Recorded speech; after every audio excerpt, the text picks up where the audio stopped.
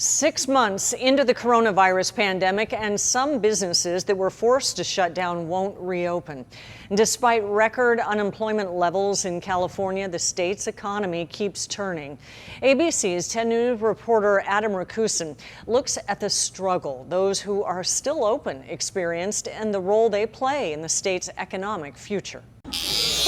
There's something about getting your hair cut. What I love about cutting hair is our ability to connect with the customer. I always look at deep into the future. Beyond the fresh look, it's having those conversations. I'm always thinking about my great-grandchildren. Ones that can only take place If I'm able to pass down some type of wealth to them, when you're in the chair. If you see my barber cape, it says "Love Thy Homies" on it.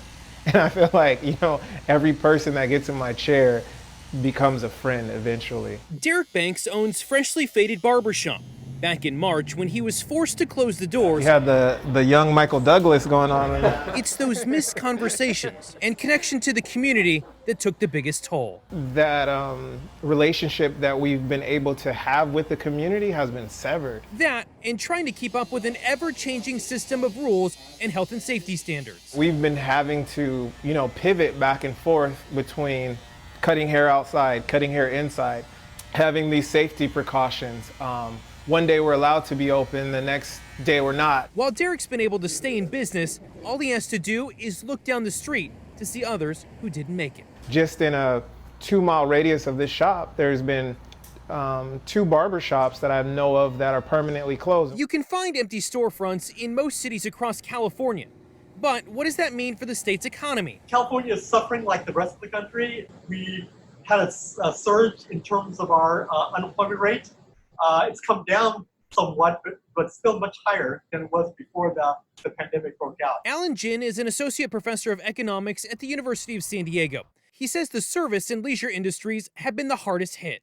But despite times of record unemployment, Jin says California has a lot of high-tech and business service jobs that can work remotely in companies that didn't have to shut down. And even though the Employment Development Department is one of, if not the most criticized agency in the state, it's still dished out more than $86 billion in unemployment benefits since mid-March. Can California survive another 6 months like this, or would it get worse? I think an important aspect is whether or not another stimulus package is going to be passed. I think some more relief is needed.